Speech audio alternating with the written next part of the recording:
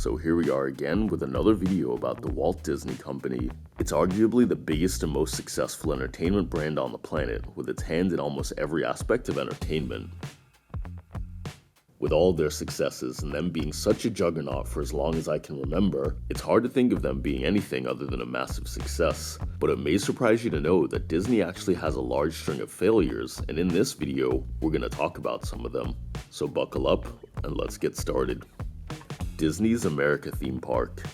Disney is known for their incredible theme parks with immersive entertainment, dining options, and the ability to step into a whole new world. But did you know that they've actually had theme park closures as well as many expansion plans that fell through? Disney announced its plans to build a historical new theme park called Disney's America in the early 1990s. The park would have explored the history of the United States, including sensitive topics such as the Civil War and slavery, but the concept faced strong opposition from historians, preservationists, and local residents who felt that the park's approach to American history would be overly simplistic and potentially offensive. And due to this controversy and public reception, Disney ultimately abandoned the project.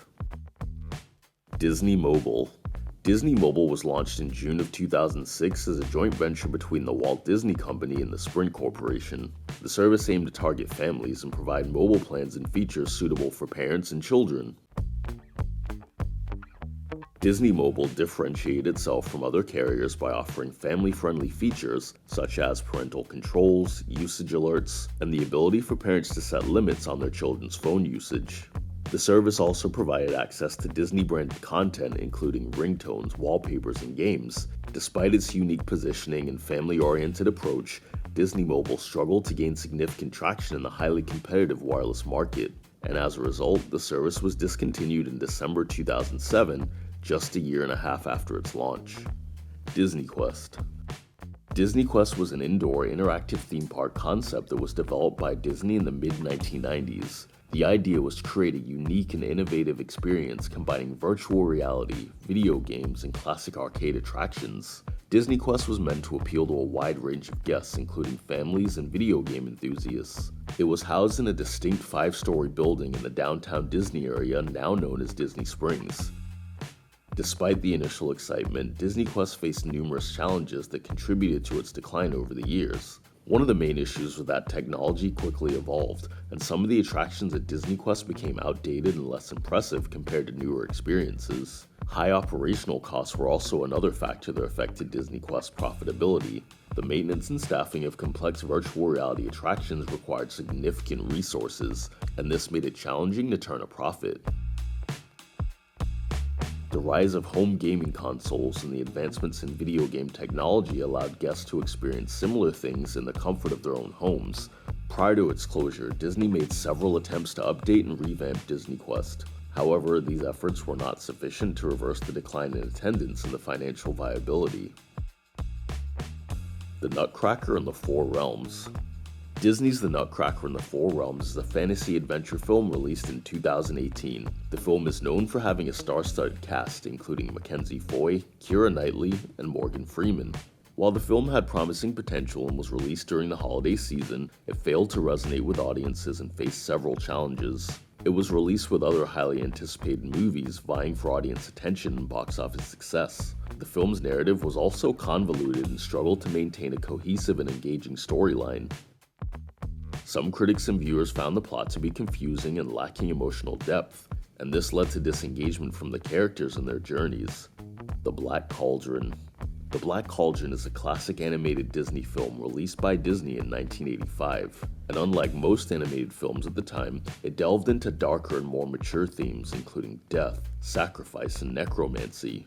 The movie's tone was significantly darker and scarier than the typical Disney fare, which might have alienated younger audiences and parents seeking a family-friendly experience.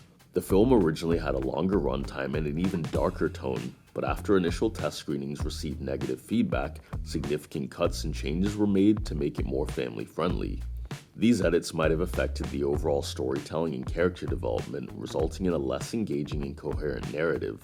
Unlike most of Disney's successful films, The Black Cauldron lacked iconic and memorable characters that could connect with audiences and drive merchandise sales. Now, despite its initial failure, The Black Cauldron has gained a cult following over the years, with many animation enthusiasts appreciating its ambitious animation and its unique style. Euro Disney Resort, now known as Disneyland Paris, is a theme park and entertainment resort located in France. Euro Disney faced challenges related to cultural differences between American and European visitors. The park's design and the operations were heavily influenced by American Disney parks, which some Europeans found unfamiliar or even off-putting. For example, the dining options and portion sizes were perceived as too big for European tastes. And like with most Disney projects, Euro Disney's development and construction costs were considerably higher than initially projected, and this led to a burden of heavy debt for the resort. Additionally, the resort faced economic challenges due to a recession in Europe at the time of its opening. Euro Disney is also located in a region with unpredictable weather, including cold winters and rainy periods, and this made the outdoor attractions much less enjoyable for guests during certain times of the year. In response to these challenges, Disney implemented various changes and improvements to the resort. They adjusted pricing strategies, introduced cultural adaptations to the park offerings, and expanded attractions to enhance the guest experience. Over time, Disneyland Paris has become more integrated into the local culture, and it's seen its increase in popularity among European visitors. However, Disneyland Paris still remains the lowest rated and the least popular of all the Disneyland parks worldwide. The park still remains in operation today, unlike our next one, which is Disney's River Country. Disney's River Country was the first water park at the Walt Disney World Resort. It was located near Bay Lake and adjacent to Disney's Fort Wilderness Resort and Campground. It opened in June of 1976 and was one of the pioneering water parks in the United States. Unlike other theme parks at Walt Disney World, River Country operated seasonally, primarily during the warmer months from May to September, and this limited operation schedule reduced the park's revenue potential compared to the other year-round operations of other Disney parks. River Country used a unique filtration system that utilized water from Bay Lake.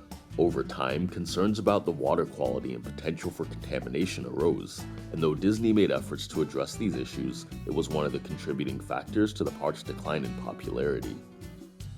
As more water parks opened in the Orlando area and beyond, River Country faced increasing competition. Guests now had more choices for water park experiences, some of which offered more extensive facilities and newer attractions. River Country faced declining attendance and increasing operating costs, so on November 2, 2001, Disney announced that River Country would not reopen for the 2002 season. John Carter.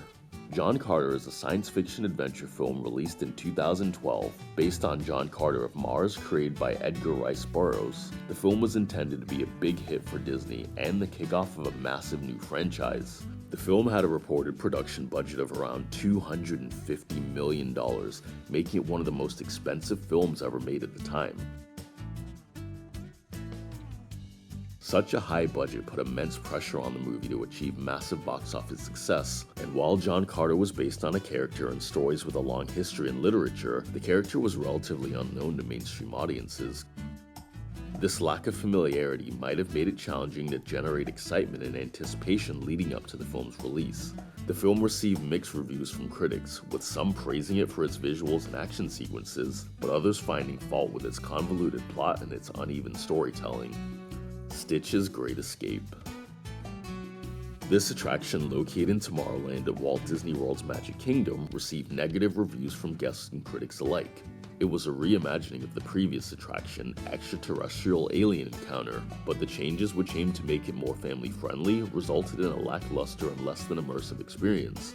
Stitch's Great Escape operated seasonally before closing permanently in 2018, and this brings us to number 1 on our list with Star Wars Galaxy's Edge. When Disney first announced it would be opening up a Star Wars-themed hotel, it attracted fans and non-fans alike who were curious to see what this would be all about. This would be a very unique and innovative concept, with the hotel mimicking a weekend-long exploration in space.